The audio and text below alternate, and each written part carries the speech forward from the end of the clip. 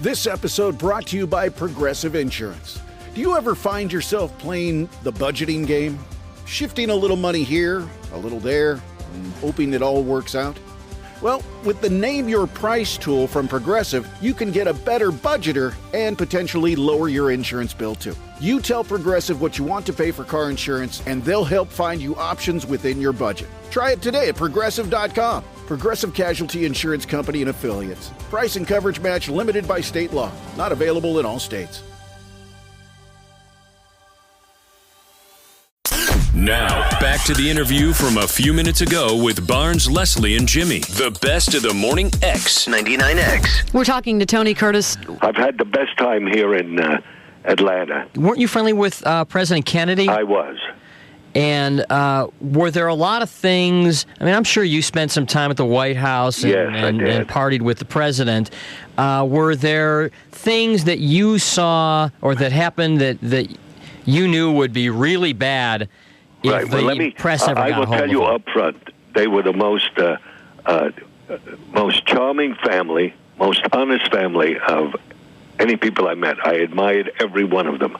I knew of no relationship that offended me or anybody else around me.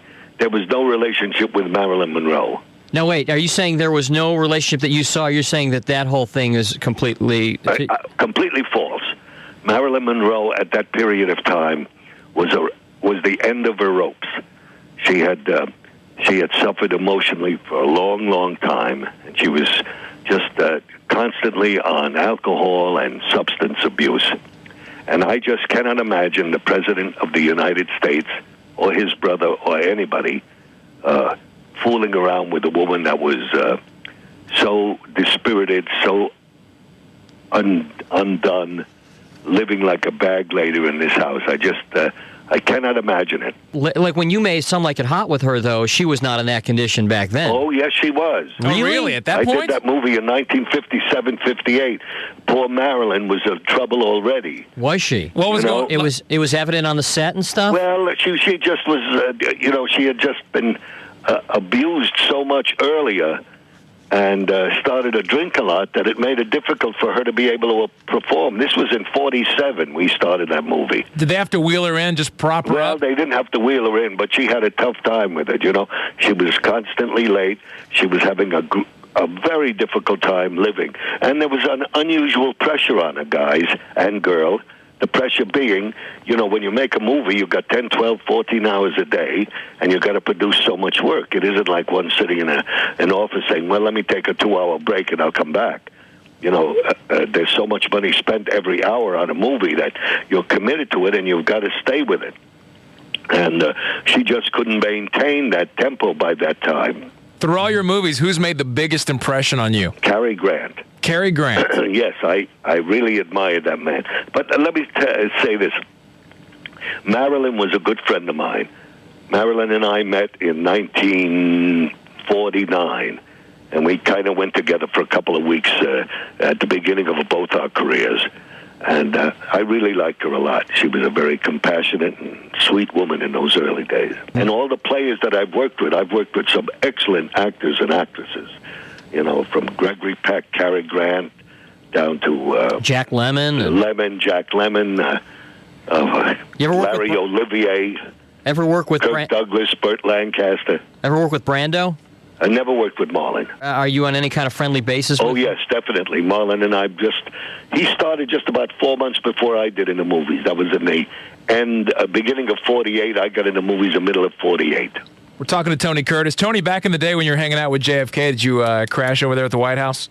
No, I never did. You never slept there? No, I with the Ambassador Joe Kennedy took me down to Palm Beach, and we stayed there for a couple of days. Well, we really appreciate talking to you this morning. It's such a pleasure. I mean, we could sit and talk to you forever. And I want you to know that everything I told you is the truth. I have no doubt. I didn't embellish anything. You were there. And your daughter, Jamie Lee, She's wonderful. Yeah. What a charming woman she is. Hey, is that tough to watch your daughter take her shirt off? Yes. Not at all. Okay, then you feel as I do, because I didn't find it tough to watch that either. No. I grew up with that little thing. Hey, and it wasn't little. Well, whatever size. The size is immaterial. I'm telling you, she's a beautiful woman. Yeah, and we see where she gets her spunk.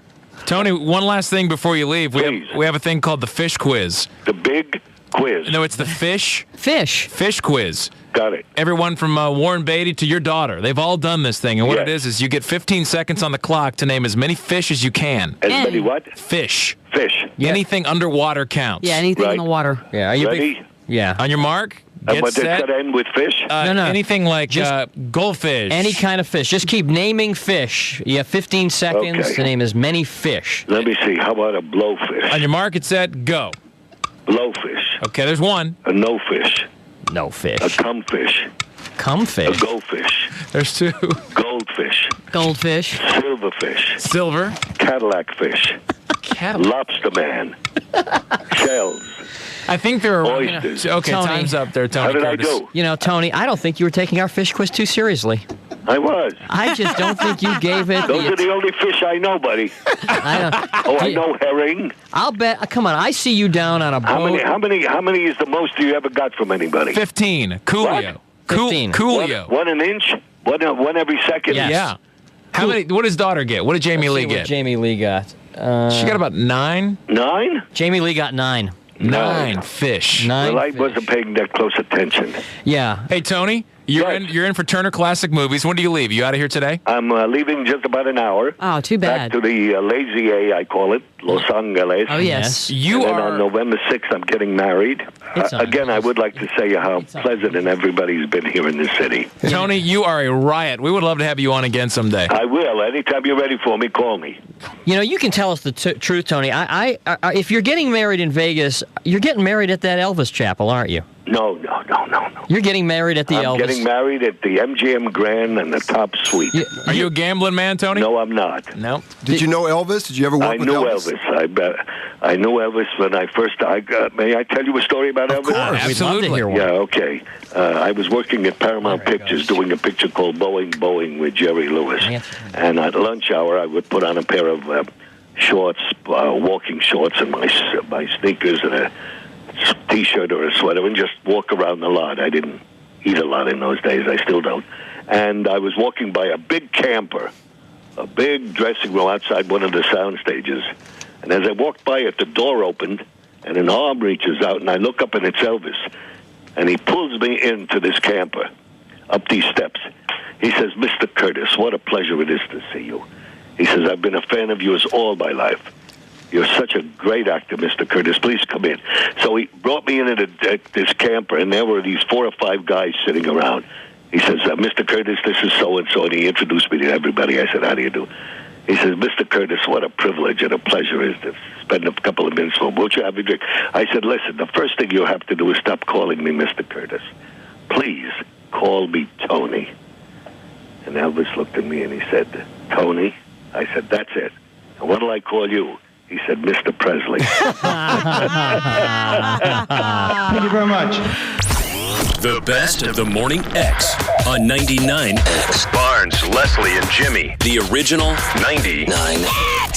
Actor Michael Rosenbaum, he knows some of the most talented people in the business, and now he's getting the inside story. Talking with Josh Duhamel. Did you ever suffer with anxiety? I would put tremendous pressure on myself to deliver, because if I didn't know what else I was going to do. David Tennant, if you could do Hamlet, nothing should make you nervous. I was on the floor of my dressing room in the fetal position. I've been there. The Inside of You podcast. I hope you enjoy the podcast. We talk about mental health and life and all that stuff. Thanks for being here. Follow and listen on your favorite platform.